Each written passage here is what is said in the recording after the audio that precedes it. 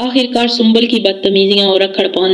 اس کو اس مقام پر لے آیا ہے کہ تبریز سب کچھ، اس کی دولت جائیداد، ہر چیز کو چھوڑ کر اپنے گھر دریودھن کے ساتھ واپس چلا گیا ہے۔ اس نے تبریز کے سامنے دو شرطیں رکھی تھی کہ یا مجھ کو چن لے یا پھر دریودھن کو چن لے، تو تبریز نے بھی اس کے سامنے یہ آفر رکھ دی ہے کہ اگر تم آنا چاہو تو اس گھر کے دروازے تمہارے لیے کھلے ہیں۔ اور مجھے اس بات کا احساس ہو گیا ہے کہ دولت کمانے کے لیے میں نے جو شارٹ کٹ راستہ اختیار کیا تھا وہ میرے لیے نقصان دہ ہے اور اس میں میری بھلائی نہیں ہے، اسی لیے میں دریودھن کو چھوڑ نہیں سکتا۔ میں دریودھن کے ساتھ اپنے گھر واپس جا رہا ہوں، وہ بھی خالی ہاتھ۔ جیسے ہی دریودھن کو گھر لے کر آتا ہے تو گھر والے تو بہت خوش ہوتے ہیں کہ چلو اب آ گیا ہے تبریز اور دریودھن، ہمیں مفت کی نوکرانی دوبارہ سے مل جائے گی، تو سارے گھر کے کام ہم دریودھن سے ہی کروائیں گے۔ لیکن یہ ان لوگوں کا خواب ہی رہ جائے گا، کیونکہ تبریز اس کے لیے اتنے دولت جائیداد ہر چیز کو چھوڑ کر آ گیا ہے،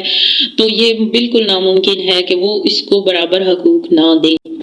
آنے والے ایک ساتھ میں آپ دیکھیں گے تبریز کا یہ بدلا ہوا رویہ دریودھن کے ساتھ دیکھ کر اس کے گھر والے، خاص کر جوہی اور اس کی ماں، بہت حیران رہ جائیں گی کہ یہ تبریز کو اچانک کیا ہو گیا ہے۔ اسی لیے اس کا باپ پوچھے گا تمہاری گاڑی کہاں ہے، تو تبریز بتا دے گا کہ اب وہ میری گاڑی نہیں ہے، میں مستقل یہاں دریودھن کے ساتھ ہی رہوں گا، میں سنبل اور اس کی دولت جائیداد اساشیں سب کچھ چھوڑ کر آ چکا ہوں۔ اب جوہی اور اس کے والدین جو کہ اس بات پر نظر ٹکائے ہوئے تھے کہ تبریز ہمیں پیسے دے گا اور جوہی اپنے شوہر کو دے گی، تو اب تبریز ان کو کوئی پیسہ دینے والا نہیں ہے، اس لیے تبریز کے سامنے اس کے ماں باپ کی بھی حقیقت کھل کر سامنے آنے والی ہے۔ اسے پتہ چل جائے گا کہ میرے ماں باپ کتنے لالچی ہیں اور سچا اور مخلص رشتہ تو میرے ساتھ دریودھن ہی نبھا رہی ہے۔ شفق نے جو الزامات دریودھن پر اور اپنے شوہر، سابقہ شوہر عرفی پر لگائے تھے، اب وہ پچھتا رہی ہے اور اسے پتہ چل گیا ہے کہ یہ سب کچھ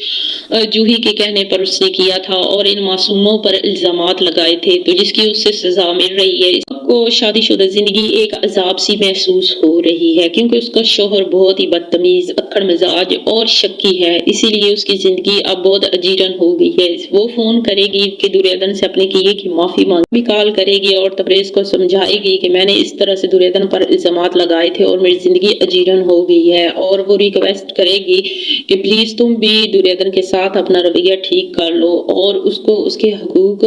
دے دو۔ تبریز تو اب بالکل دریودھن کا ہی ہو چکا ہے، اب یہ بالکل ناممکن سی بات لگ رہی ہے کہ وہ دوبارہ اس عیاشی زندگی میں جائے گا، لیکن